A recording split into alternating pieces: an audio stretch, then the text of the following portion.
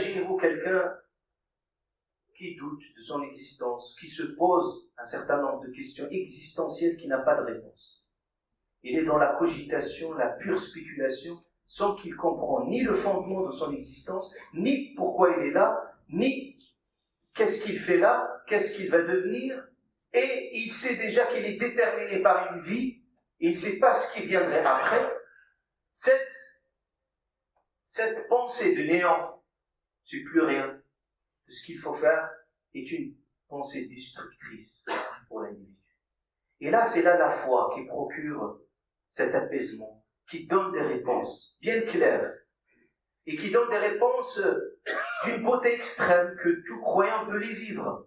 C'est-à-dire qui vit le sens de sa vie, ici d'où il vient, là où il va repartir, ici le sens de son existence, et tout a un sens pour lui. Et le manque du sens, c'est le nihilisme, c'est le néant. Et c'est pour ça, Allah Ta'ala, quand il parlait de dogme et de la foi, il nous demande de s'y attacher très fermement. Il ne suffit pas d'avoir une foi très volatile, fragile.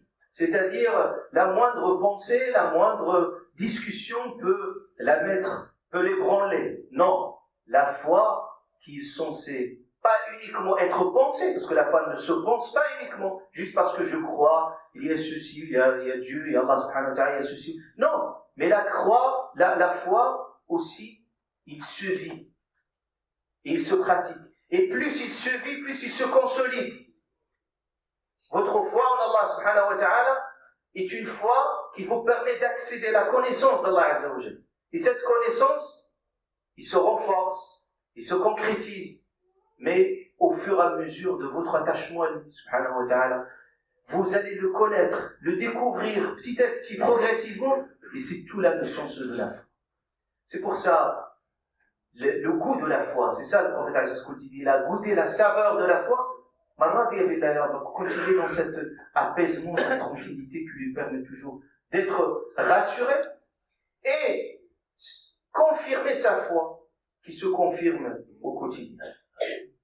Donc c'est quelque chose d'important de bien entretenir notre foi par le savoir et par la connaissance.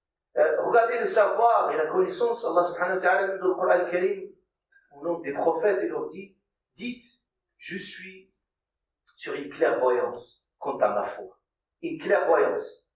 Une clairvoyance, ça veut dire, je sais. Et ce n'est pas une foi qui se vit aveuglément, c'est-à-dire la personne il croit et marche sans qu'il y ait de fondement. La foi, il a des fondements très très très profonds. Et là, cette foi se confirme. Et Sayyidina Ibrahim, alayhi salam, Allah Ta'ala nous parle de Sayyidina Ibrahim quand le doute il est dans sa vraie place. Sayyidina Ibrahim, quand Allah subhanahu wa ta'ala il a dit à Allah, montre-moi comment tu fais ressusciter les morts. Et Allah Ta'ala réplique, il dit à Sayyidina Ibrahim, awalam tu'min, est-ce que tu ne crois pas? Il a dit Ibrahim, bala, bien sûr je crois. Walakin liyatma'inna qalbi, je veux que mon esprit s'apaise. C'est-à-dire, il y a cette question de ressusciter les morts m'intrigue, mais je veux bien avoir des preuves, des arguments qui me permettent encore de consolider sa foi, ma foi. Et Allah subhanahu wa ta'ala n'a pas refusé. C'est tout à fait légitime. Et aujourd'hui, nous vivons les signes d'Allah subhanahu wa ta'ala qui sont énormes, qui nous font encore amplifier et embellir cette foi. Et puis Allah subhanahu wa ta'ala va lui démontrer, lui faire une démonstration bien claire d'une foi. Il fait la démonstration. Et le Coran al-Karim, Allah ta'ala, combien de fois dans le Coran al-Karim, Allah le fait la démonstration. Démonstration avec l'argumentaire. Quand il nous parle de la ressuscitation, comme Allah Ta'ala, le fait de ressusciter les morts, il nous donne l'exemple concret que nous touchons. Quand il nous parle de la pluie, quand il descend et quand il fait pousser, il nous dit, regardez la pluie, la terre a séché, morte, et une fois la pluie descend, ça fait pousser de l'herbe. Il dit Allah subhanahu wa ta'ala, كَذَلِكَ يُحْيِي اللَّهُ الْمَوْتَى. De même, Allah Ta'ala, yawm al-qiyamah, il va faire ressusciter les morts qui sont morts. Mais il y a cette pluie qui descend aussi faire revivre. Et les exemples, ils sont multiples dans le Coran al-Karim. Tout ça, pour nous dire, il faut juste acquérir le savoir et la connaissance qui nous permet vraiment d'acquérir cette foi. Et pour même nous éduquer sur cette culture, et même pour bannir le doute, l'islam nous a préconisé quelque chose de très beau, même dans notre pratique du culte. C'est-à-dire, quand quelqu'un doute, il dit « j'ai mes ablutions, j'ai pas mes ablutions ». Les fuqaha, ils ont établi une règle, c'est que toujours je me base sur la certitude. La certitude, c'est que j'ai l'eau.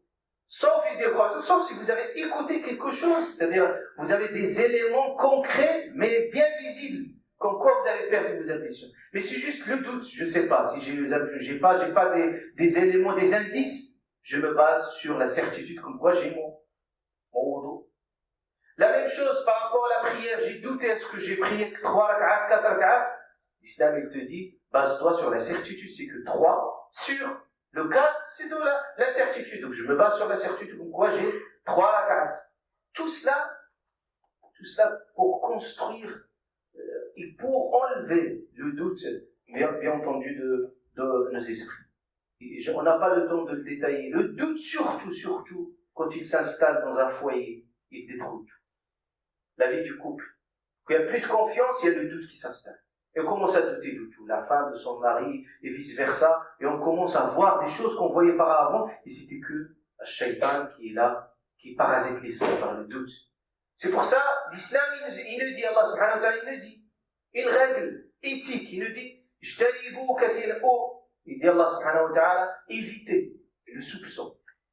Le soupçon, la conjoncture, je sais, et toujours, restez toujours prudent.